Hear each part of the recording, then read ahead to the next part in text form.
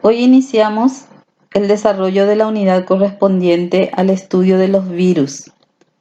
La disciplina que se ocupa del estudio de los virus es la virología.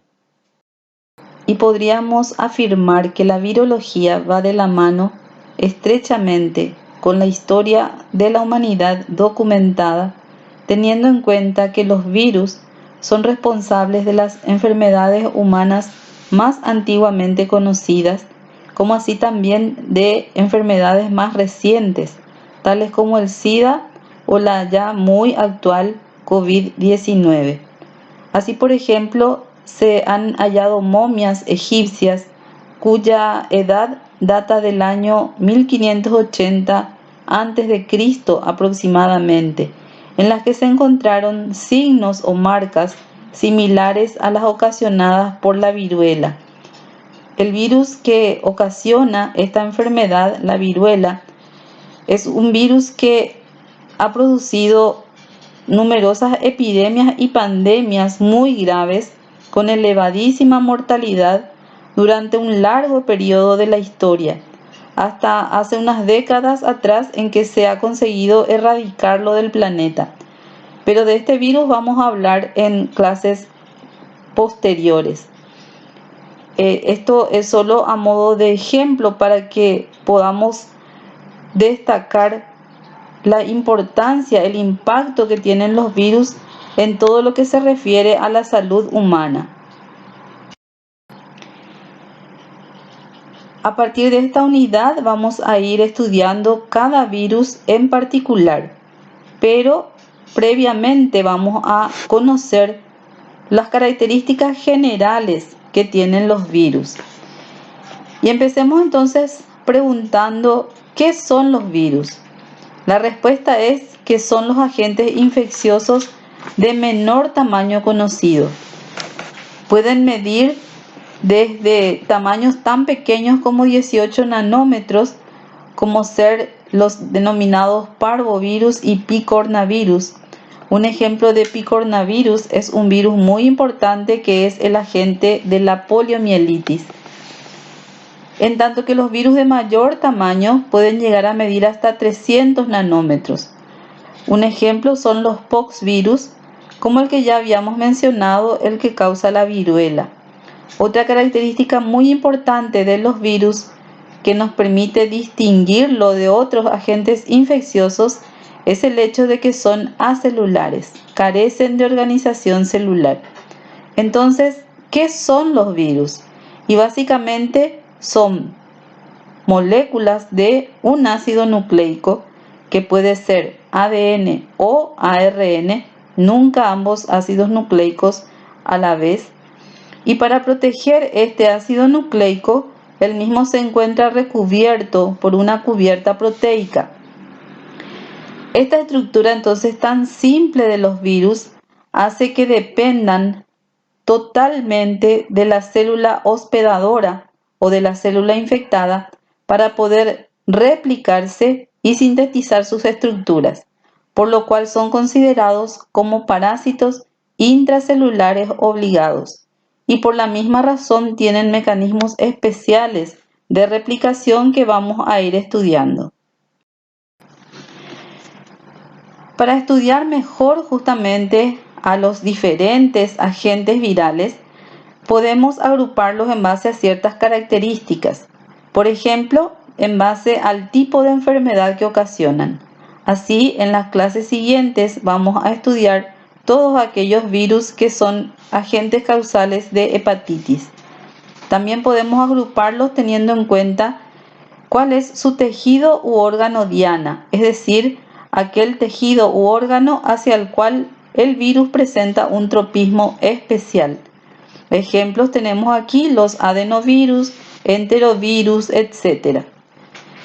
También podemos agruparlos de acuerdo al modo de transmisión, si se transmiten por vía respiratoria, entérica, y a veces este modo de transmisión implica la presencia de un vector que estos vectores pueden ser artrópodos para algunos virus, para otros pueden ser roedores, y un ejemplo de virus transmitidos por artrópodos es el grupo de los denominados arbovirus.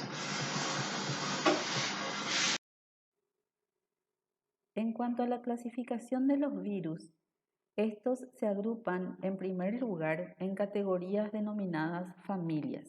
Es decir, que las familias de virus van a estar integradas por partículas virales que tienen ciertas semejanzas en base, por ejemplo, a la morfología del virión, es decir, a la forma de la partícula viral, como vamos a ver seguidamente. En base también a la estructura de su genoma, es decir, si está constituido por ARN o ADN, y si este ácido nucleico es de cadena simple o de cadena doble, y también en base a sus estrategias de replicación. Las familias de los virus, en cuanto a su nomenclatura, van a llevar el sufijo viride. Algunas familias también pueden incluir subfamilias, las cuales se nombran con el sufijo virine. En cada familia, a la vez, los virus están agrupados en géneros con el sufijo virus. E igualmente, dentro de los géneros, en ciertos grupos virales, vamos a encontrar también especies. Veamos un ejemplo, entonces. Una familia de virus es la familia de los conocidos como herpes viride, que incluye 3 subfamilias que son alfa herpes virine, beta herpes virine y gamma herpes virine, dentro de las cuales vamos a tener los géneros herpes simple virus, citomegalovirus, virus varicela zoster, etc. Teniendo en cuenta este tamaño tan pequeño de los virus, que es de 100 a 1000 veces menor que la célula que parasitan, ya podemos concluir que no sería posible visualizarlos al microscopio óptico. Las partículas virales solo se pueden visualizar con microscopía electrónica, por lo cual, para el diagnóstico de las infecciones virales, se emplean las técnicas citadas en esta diapositiva. Tenemos técnicas de detección directa y también métodos de detección indirectos. Entre los métodos de detección directo podemos detectar antígenos por técnicas de inmunofluorescencia o técnicas de ELISA, por detección molecular del ácido nucleico, por ampliación del ácido nucleico mediante las técnicas de PCR. En esta pandemia hemos visto la gran utilidad de las técnicas de PCR para el pronto diagnóstico de la infección por SARS-CoV-2. Entre los métodos indirectos, como habíamos mencionado, podemos detectar los anticuerpos producidos por el huésped infectado, tanto IgG como IgM. Hace más tiempo, los métodos que se utilizaban para el diagnóstico de las infecciones virales incluían el cultivo viral y la microscopía electrónica. Hoy en día estas dos técnicas se reservan prácticamente solo para fines de investigación, porque son técnicas muy tediosas y que demoran mucho en la obtención del diagnóstico, pero no por eso dejan de ser útiles. Vemos en la imagen una fotografía obtenida por microscopía electrónica del virus del ébola. La microscopía electrónica nos permite visualizar la forma del virus, que ya nos orienta hacia a qué familia podría pertenecer este virus.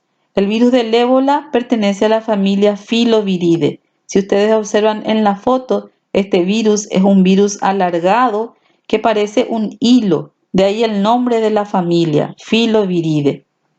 El virus del ébola es un virus que es muy importante en salud pública. Hace unos años, entre el 2016 y el 2017, produjo un brote muy grande en África con una gran mortalidad que llegó inclusive en algunas regiones al 70% de los infectados. Y yéndonos a algo ya más actual, como podemos ver en la imagen, Estas fotografías que seguramente ustedes también ya habrán visto porque están recorriendo internet. Las imágenes de este virus que está revolucionando todo el planeta prácticamente, el SARS-CoV-2, como se pudo visualizar en la microscopía electrónica. En la imagen a la derecha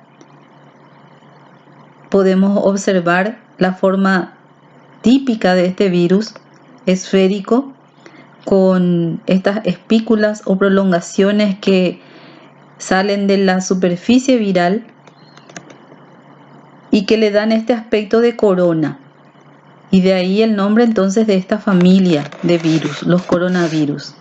Y en la imagen de la izquierda podemos observar como una célula que fue cultivada en el laboratorio, células que son utilizadas como medios de cultivo para virus, siendo infectada por el SARS-CoV-2, que son los objetos azules esféricos emergiendo de esta célula infectada. El virus que se muestra en esta imagen fue aislado de un paciente y cultivado artificialmente en el laboratorio para poder estudiar mejor sus características.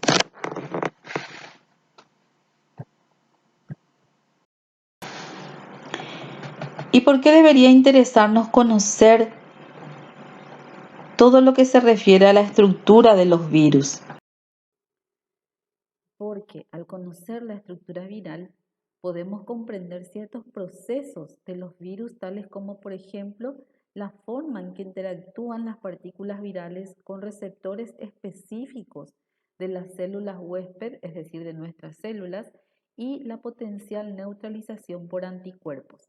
Vayamos a un ejemplo concreto. En la actual pandemia por el SARS-CoV-2, que causa la enfermedad conocida como COVID-19, como todos sabemos, estudiando estas partículas virales se llegó a determinar que existe una proteína de la superficie de la partícula viral que es la llamada proteína Spike o proteína S, la cual es la que cumple la función de unirse a un receptor presente en nuestras células, y este receptor se identificó que para el SARS-CoV-2 es la enzima convertidora de angiotensina 2, denominada con las siglas ACE2.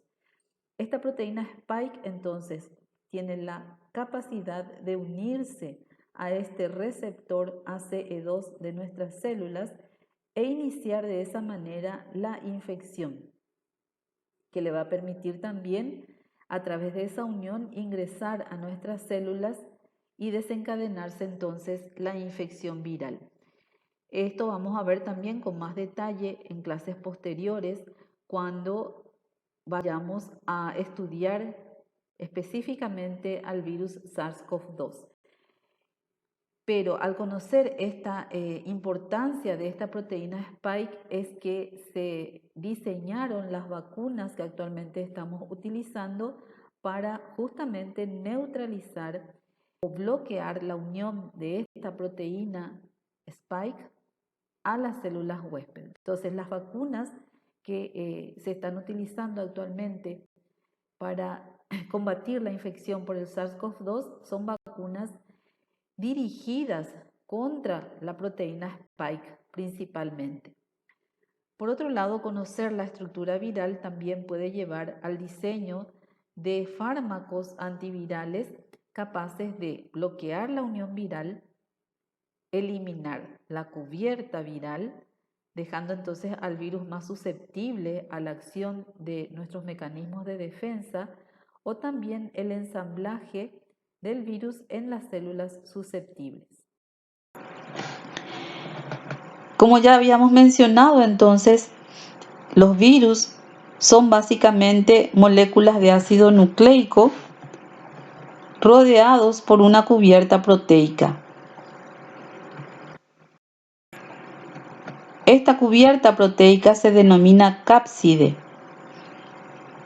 y su función es la de proteger el ácido nucleico. En la imagen vemos el ejemplo de un virus de ARN y vemos cómo la cápside está envolviendo el ácido nucleico y esta cápside está formada por subunidades denominadas capsómeros. Esta disposición de los capsómeros, la forma en que se van uniendo, es lo que va a definir la forma del virus, la estructura de la cápside. Y así vamos a tener virus que tienen una simetría icosaédrica, como vemos en la imagen en el centro en color verde. Recordemos que un icosaedro es un cuerpo geométrico de 20 caras.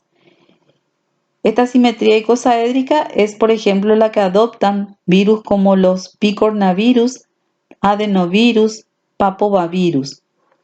Otros virus van a tener forma cilíndrica o helicoidal, como vemos en la imagen hacia la izquierda, y un ejemplo de estos virus es el virus del mosaico del tabaco.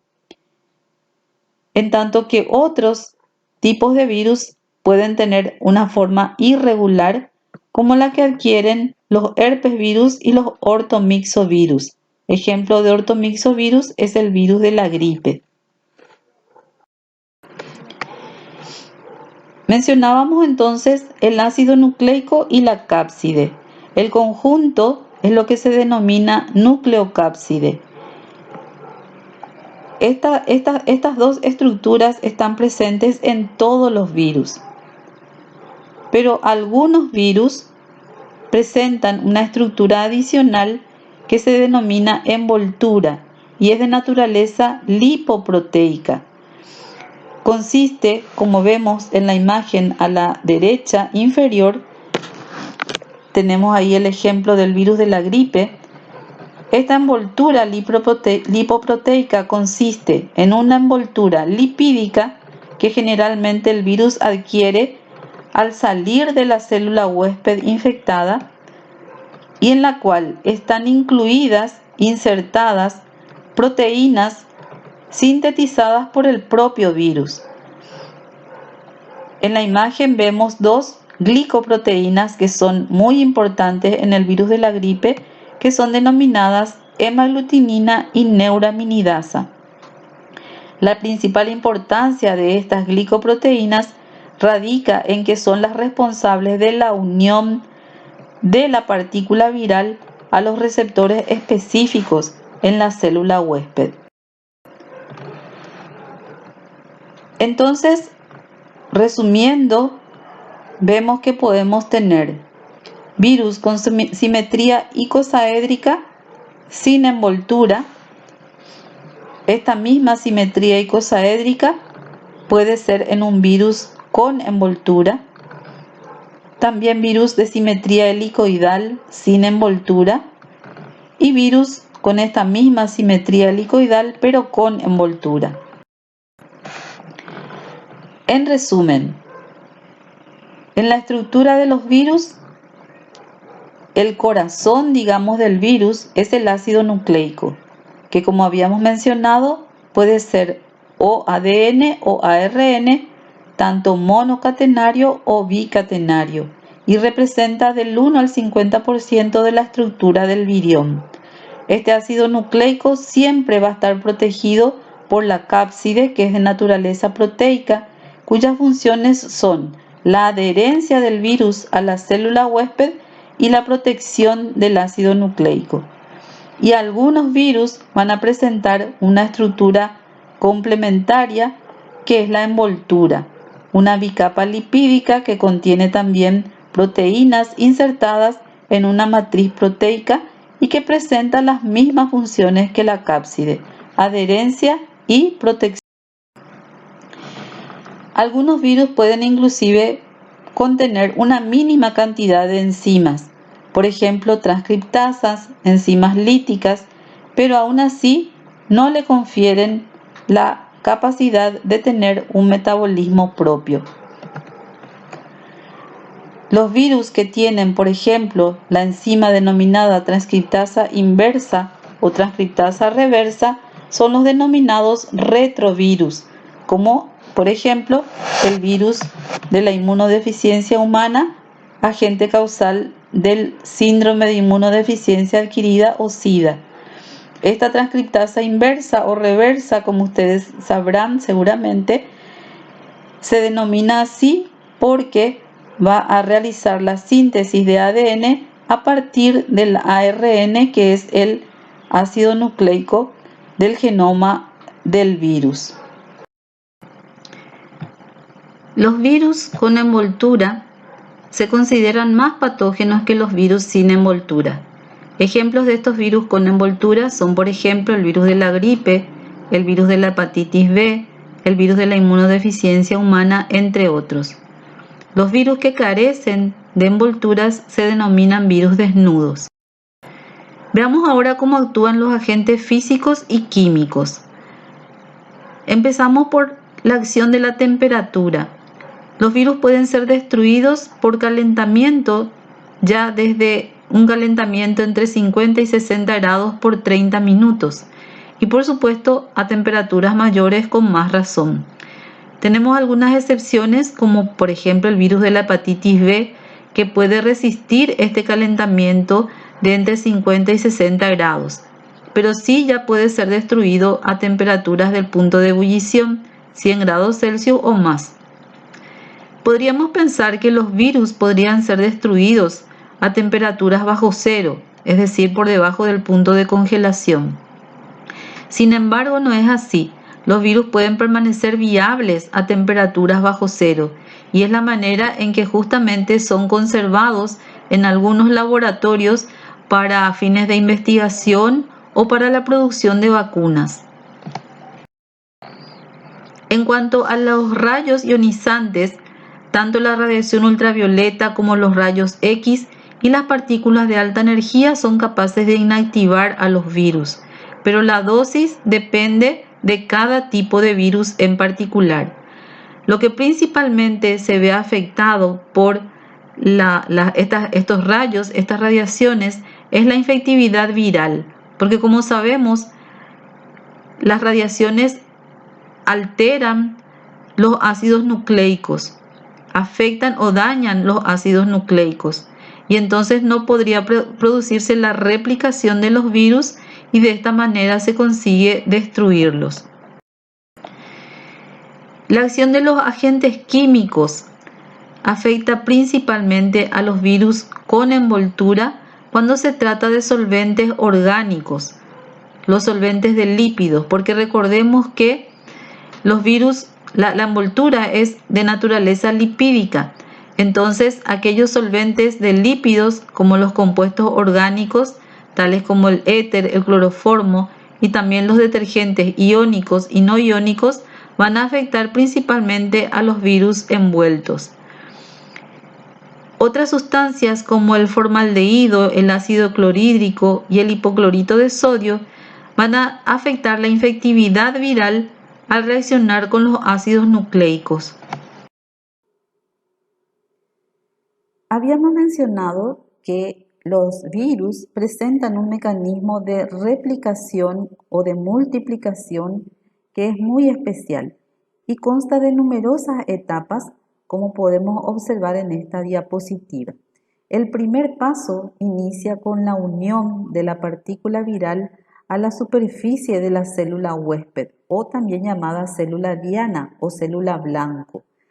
Cada tipo o cada virus en particular requiere de receptores específicos en la célula diana.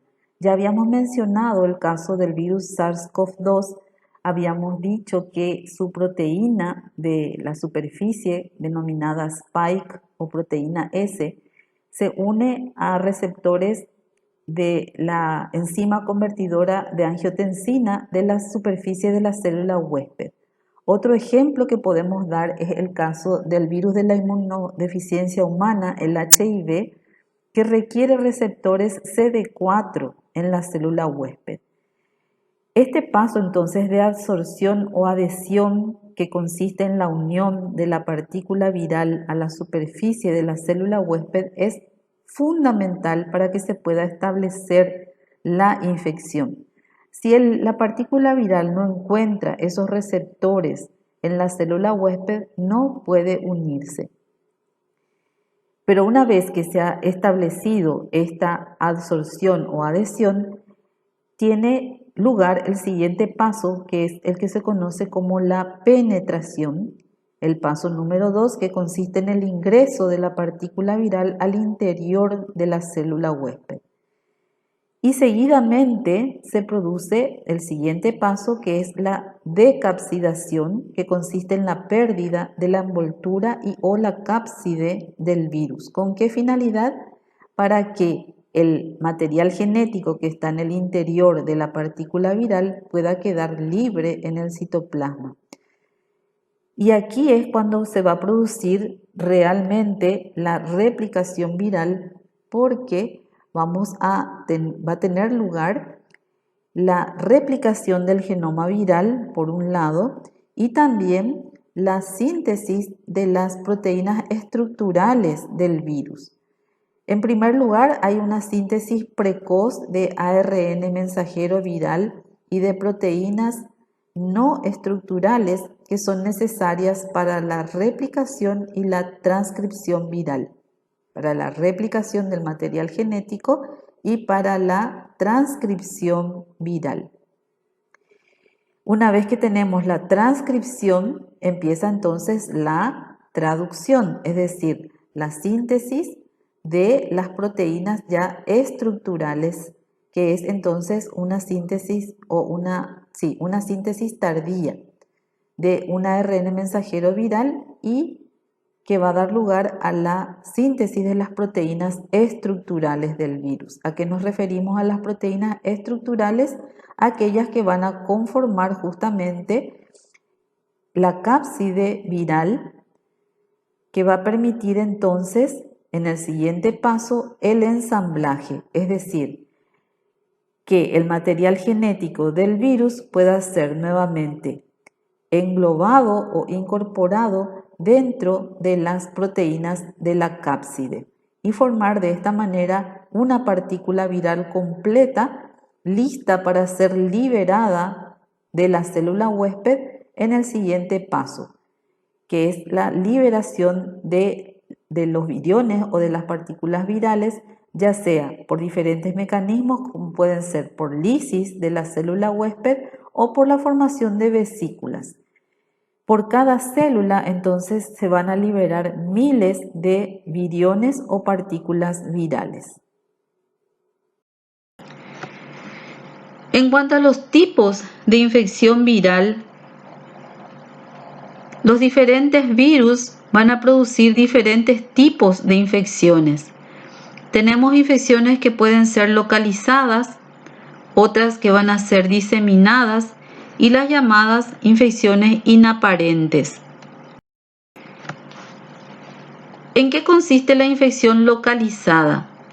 En que el virus ingresa en un sitio por una puerta de entrada y se multiplica en el mismo sitio, causando daños en el mismo lugar.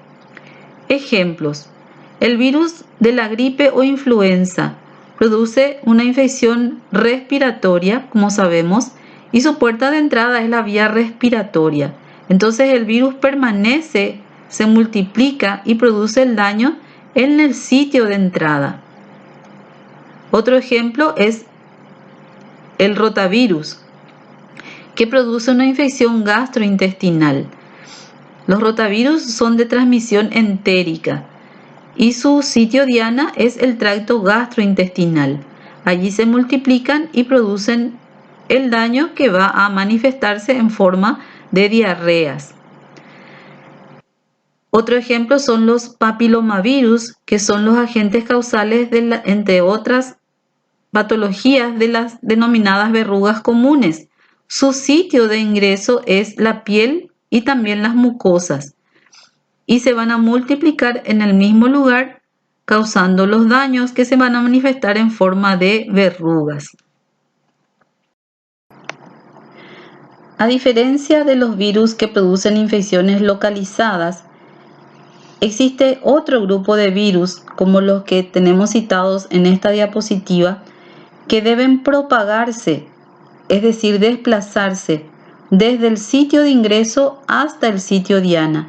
Un ejemplo de ellos es el virus de la poliomielitis, que pertenece al grupo de los llamados enterovirus, porque su sitio de ingreso es el tracto gastrointestinal, pero a partir del tracto gastrointestinal se propaga hasta llegar al sistema nervioso central, donde va a ocasionar meningitis, encefalitis o poliomielitis.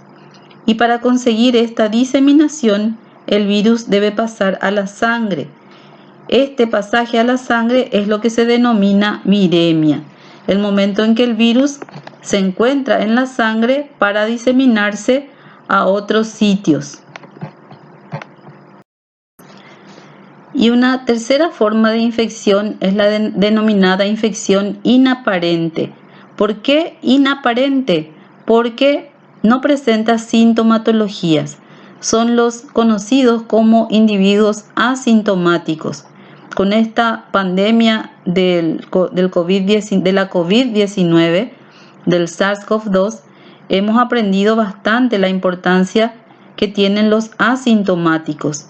Este tipo de infecciones es bastante común entre varias infecciones virales y epidemiológicamente son muy importantes porque, como sabemos, son los que mantienen la transmisión de la infección. Estos individuos asintomáticos son la fuente de infección que mantienen la transmisión del virus en la población. No se ve solo con la COVID-19. También, por ejemplo, con el dengue, se sabe que el 80% de los individuos infectados pueden ser asintomáticos, pero sí esta infección puede conferir inmunidad. Con respecto a la patogenia vírica, podemos tener también otros tipos de infecciones, como ser las infecciones agudas, las infecciones crónicas y las infecciones latentes. En cuanto a las infecciones lentas, que también están representadas en esta gráfica, hoy en día sabemos que no son debidas a virus, sino a otros agentes infecciosos que son los denominados priones. Las infecciones agudas, como podemos ver en la curva que está representada, hacen un pico de replicación viral que alcanza un pico máximo y luego comienza a descender hasta que desaparece. ¿Desaparece por qué? Porque nuestro organismo es capaz de eliminar totalmente al virus. Ejemplos son el virus de la influenza y el virus de la hepatitis A. ¿Cuál es la diferencia con las infecciones latentes? Como podemos ver, la curva en las infecciones latentes también inicia con un pico de multiplicación viral que luego empieza a descender, pero queda una línea basal en la cual, como podemos ver, el virus permanece en el organismo. No se ha conseguido eliminarlo. Y posteriormente, luego de meses o años, puede volver a reactivarse y hacer nuevamente un pico. Esta es una curva típica de los virus de la familia Herpes viridae, tanto para los virus del herpes simple como del virus varicela zoster.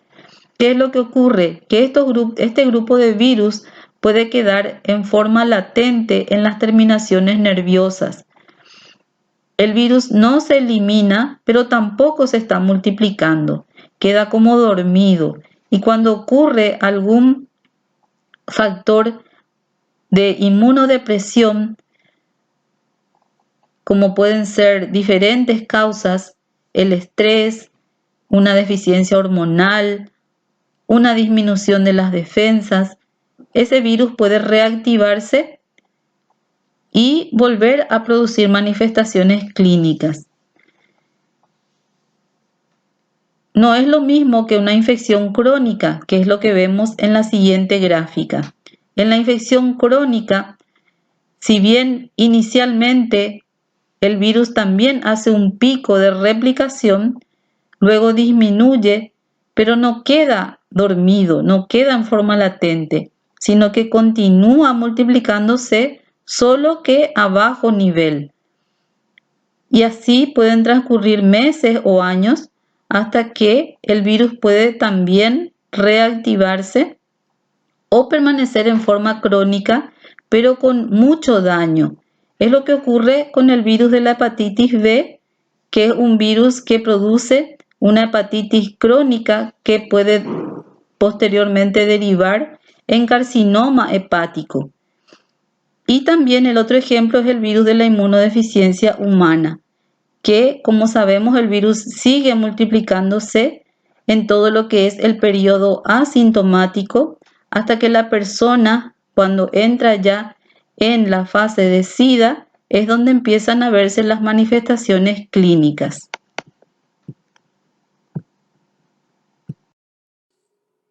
En cuanto a lo que se refiere a la profilaxis y tratamiento de las infecciones virales, para su prevención o profilaxis disponemos de una amplia gama de vacunas, como ya es sabido. Así, por ejemplo, las conocidas vacunas para prevenir o evitar las enfermedades virales propias de la infancia, tales como el sarampión, las paperas, la rubeola, la poliomielitis, y allí disponemos de la vacuna tanto Sabin como Salk, de todas las cuales iremos hablando en particular a medida que vayamos estudiando cada virus en forma específica. También algo que es más actual, como ya sabemos, que se pudo afortunadamente obtener una vacuna eficaz para evitar la COVID-19, la infección por el virus SARS-CoV-2. Pero por otro lado, tenemos infecciones virales para las cuales no disponemos de vacunas. Y en ese caso, entonces, son importantes los antivirales, entonces, para el tratamiento. Y allí tenemos también una gran cantidad de drogas que pueden combatir la infección viral, las cuales actúan por diferentes mecanismos de acción, la mayoría alterando etapas críticas en el ciclo de replicación viral o también bloqueando la síntesis de los ácidos nucleicos del virus. Y tenemos mencionado en esta diapositiva algunos ejemplos, tales como la amantadina, que se utiliza para el tratamiento de la gripe o influenza, el aciclovir, que es una droga utilizada específicamente para las infecciones por los herpes virus, acidotimidina, o también conocida con las siglas AZT, que es una droga antirretroviral, es decir, específicamente para usar en los retrovirus, como es el virus de la inmunodeficiencia humana, y algo más nuevo como es el remdesivir, utilizado para la infección contra el SARS-CoV-2, si bien hasta hoy en día su eficacia está todavía en estudio. Y el oseltamivir, por ejemplo, que también es una droga muy utilizada para el tratamiento de las formas graves de influenza, sobre todo para influenza A. Y en esta diapositiva, ya para finalizar, lo que queremos aquí representar es que es realmente impresionante cómo unas partículas infecciosas tan pequeñas y tan simples pueden ser capaces de causar tanto daño hasta el punto de hacernos cambiar inclusive nuestro modo de vida. Con esto finalizamos entonces esta primera parte y en las clases siguientes iremos estudiando cada virus en particular.